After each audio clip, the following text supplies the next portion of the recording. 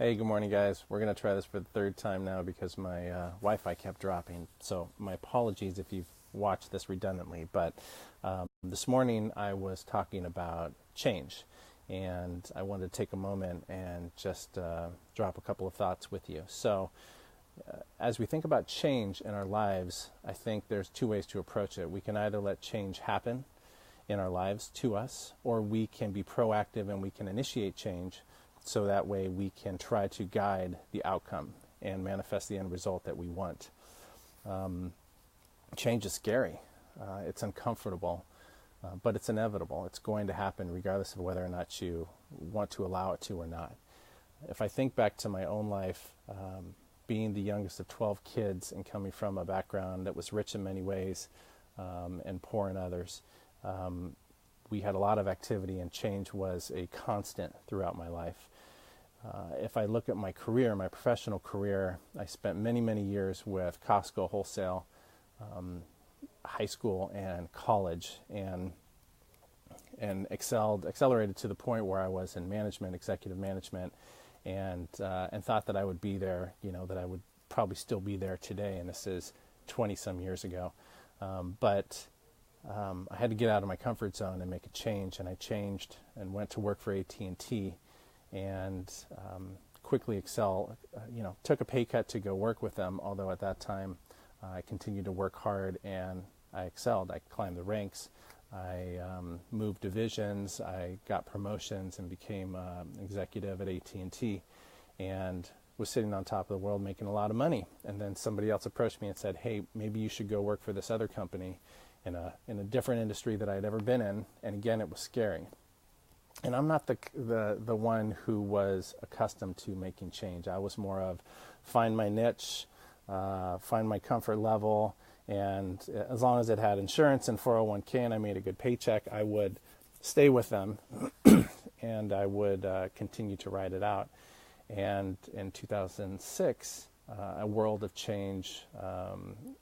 I had been married for a few years. We were having our first baby, and decided, hey, this is a good time to make a change. And with the help of my wife Julia, she motivated me to take a chance, right? And change is about taking a chance and getting out of your comfort zone. And I went to work for Micros and quickly started accelerating through there, climbed up into management, became a director, which then transferred over to an acquisition by Oracle. And in 2015, I found myself in the same director's role at Micros and then at Oracle. And it's funny because my version of success that I'd always thought of was to have a wife, beautiful wife, and 2 kids, and a dog, and a house, and a 401k, and insurance, and money in the bank. And I had all of these things. And at Oracle, I could have ridden that vehicle into the sunset as well. And what did I do? I made another change, and I resigned. I like to say I graduated from corporate America and took a huge, huge pay cut so that I could come and work on my wife's businesses with her and help support her in our vision there, and my other things like what I'm doing now. So I'm no stranger to change. It's not comfortable, and I guess my message for you today is, as you approach change, know that change is going to feel uncomfortable. And as you then plan change and initiate change, know that when you hit that uncomfortable time, that it's part of the plan. And if it's not uncomfortable, then you're probably not doing it the right way, or you're not changing in the right ways. And when you get to those stages where you're the most uncomfortable, I've found that the best way to address those or to deal with those times is through courage and action.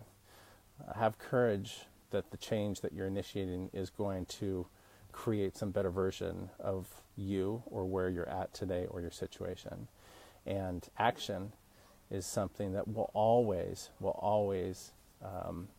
suppress and decrease stress, anxiety, and that feeling of uncertainty. So as a reminder, again, my message for you today is the changes in your life, whether that's changing a job, changing a relationship, changing where you live, changing little things or big things. Are you